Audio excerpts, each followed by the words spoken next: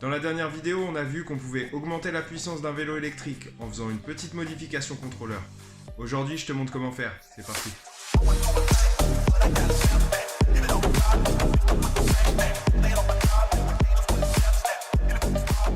Donc ça, c'est des contrôleurs. Là, tu as deux contrôleurs de 36 volts, des petits contrôleurs classiques, de vélo électrique classique. Et là, c'est un contrôleur de 1000 watts que tu peux trouver dans les kits. Okay, donc pour le démonter, c'est très simple. Il suffit de le débrancher complètement si ton vélo est déjà monté. Et sinon, si tu as un kit, eh ben, tu le reçois comme ça. Donc si tu veux faire la modification, il faut commencer par ouvrir ton contrôleur. Pour ouvrir le contrôleur, c'est assez simple. Il faut juste dévisser les vis qui sont sur le côté, ici, et les vis qui sont sur la face avant, du côté où il y a les fils. Normalement, la plupart du temps, tu n'as pas besoin de dévisser celles qui sont à l'arrière. Okay. Une fois que tu as fait ça, ça coulisse tout simplement, tu peux sortir ton contrôleur.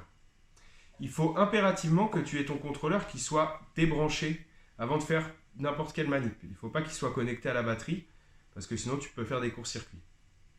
Et même t'électrocuter. Donc, déconnecte-le de la batterie. Donc, une fois que tu as ça, tu as accès à pas mal de choses. Donc, la modification qui nous intéresse aujourd'hui, pour augmenter la puissance, on va s'occuper de cette petite partie. Donc, c'est un shunt ici. Donc là, sur les 1000 watts, il y en a deux. Ici, vous voyez. Là, c'est deux petites barrettes. Ici, il y en a deux. Sur les contrôleurs 36 volts, ici, il y en a un. Ok. Là, celui-là est très accessible. Et celui-ci est un bon exemple de contrôleur qui n'est pas pratique, puisqu'il y est aussi, mais il est tout à fait inaccessible. Je ne le vois même pas. Il est, je ne sais pas si tu veux, à mon avis, tu ne vas pas pouvoir le voir sur la vidéo, parce qu'il est complètement entre les fils. Et de toute façon, il est très inaccessible. Celui-là, pour le modifier, ça va être complètement galère. Et donc, c'est pour ça que je commence par te dire, attention quand tu choisis ton kit, à prendre un contrôleur qui va être modifiable. C'est pour ça que dans d'autres vidéos, j'ai conseillé aux gens de plutôt opter pour le 1500 watts, puisque c'est des bons contrôleurs qui sont facilement modifiables, où tu peux augmenter la puissance et aussi faire beaucoup d'autres modifications, dont on parlera dans d'autres vidéos. Mais des choses très pratiques comme activer les freins électroniques, mettre un antivol électrique aussi, ou même un régulateur de vitesse.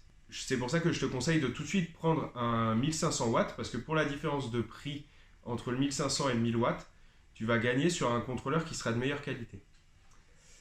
Donc on repart sur notre modification de la puissance. Donc pour modifier la puissance, on s'attaque à ces deux petits shunts. Et en fait, à quoi ils servent ces petits shunts? Ils servent simplement comme mesure de la puissance qui passe dans ton contrôleur. En fait, c'est ça qui sert à détecter les watts. Ok ?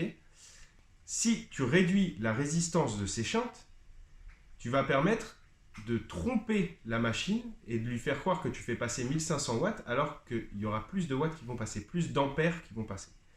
Grosso modo, plus de courant va pouvoir passer sans que la machine ne se limite. Ton vélo continuera d'afficher 1500 watts sur ton display, mais en réalité, tu auras plus de courant qui passera. Et comme on l'a vu dans la dernière vidéo, on peut gagner beaucoup de puissance, surtout en accélération. Grâce à ça, à peu près 30%, on l'a vu avec le départ arrêté, on a 30% de puissance en plus. Donc ça fait vraiment une belle différence, c'est très agréable au démarrage. Et il suffit d'augmenter le courant qui peut passer là-dedans. Et donc pour ça, c'est très simple, on va prendre le fer à souder qui est ici, et on va venir souder une petite goutte d'étain sur ce shunt ici, tout simplement.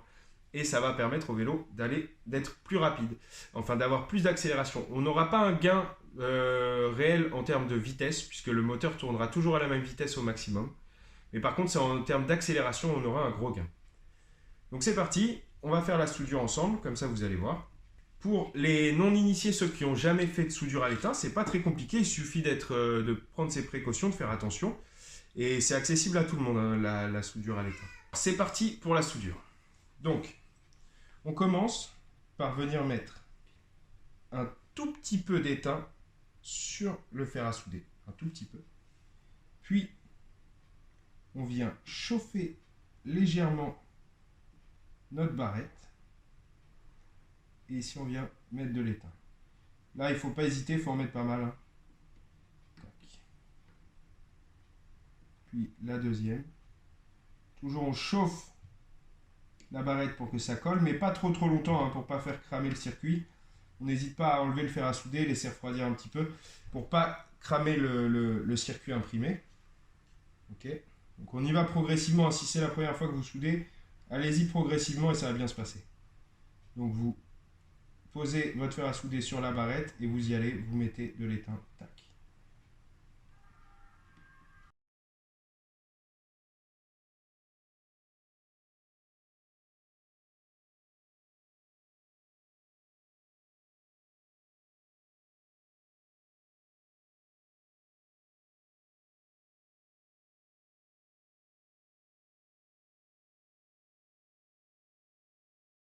Ok, alors il ne faut pas mettre de la soudure sur l'intégralité du shunt. Si vous en mettez sur tout le shunt, ça va faire passer trop de courant et votre moteur il va surchauffer et ça va se mettre en défaut. Donc en soi c'est possible, mais il faudrait faire une modification dans le moteur pour qu'il refroidisse. Peut-être qu'on verra ça un jour aussi. Si vous aimez cette vidéo, mettez un pouce bleu et on ira plus loin, on essaiera de le pousser au maximum. Mais en tout cas pour l'instant, pour faire la modification simple, mettez-en maximum sur 1/3 du shunt. Donc comme là on a fait, on a mis une belle goutte d'étain sur 1/3 du shunt. Vous voyez.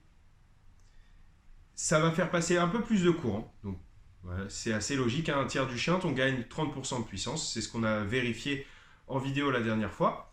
Donc, et comme ça, vous n'avez pas de problème de fiabilité. Votre moteur ne va pas surchauffer. Les moteurs peuvent tout à fait accepter ça.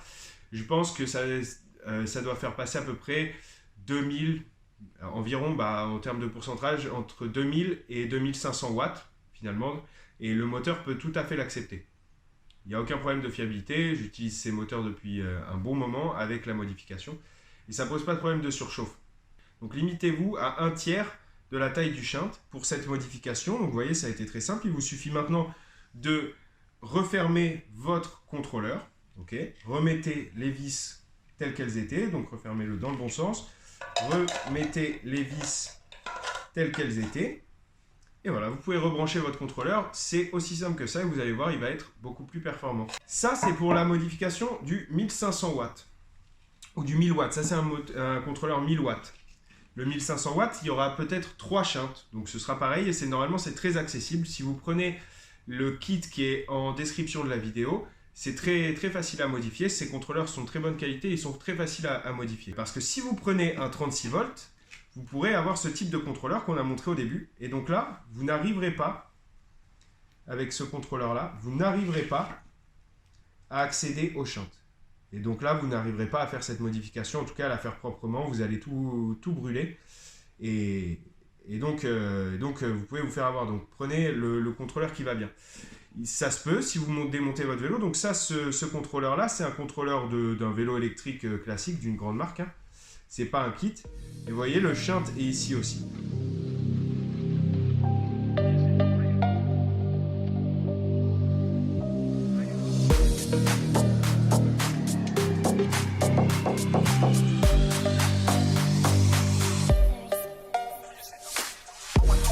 Et voilà.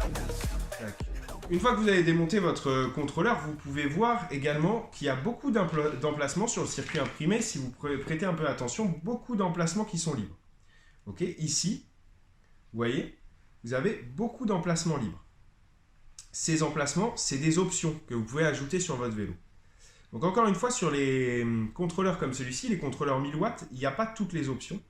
Alors que sur vos contrôleurs 1500 watts, que vous pouvez avoir dans les kits 1500 watts, vous avez beaucoup d'options. Parmi ces options, vous avez le frein régénératif, le frein électrique qui vous permet de recharger votre batterie en freinant. C'est une option qui est extrêmement pratique, qui est très pratique. Vous avez aussi le régulateur de vitesse et d'autres. Donc, mais si ça vous intéresse qu'on fasse des vidéos sur ces options et comment les rajouter à votre vélo, c'est pas plus compliqué, c'est toujours un peu de soudure. Alors là, il faudra faire des petites connexions. Donc si vous voulez en savoir plus sur comment activer ces options sur votre contrôleur, et bien mettez un pouce bleu, dites-le en commentaire et on fera des vidéos sur chacune des options pour pouvoir encore améliorer votre vélo. N'hésitez pas à faire un retour pour ceux qui feront la modification en commentaire de ce que ça a donné sur votre propre vélo. Si vous avez des soucis pour l'installation, pour la modif, pareil, commentaire, j'y réponds. On lit tous les commentaires et on répond quand vous avez des questions. Donc n'hésitez pas. Si ça vous a plu, que ça vous a été utile, mettez un pouce bleu et sinon je vous dis à la prochaine. Ciao.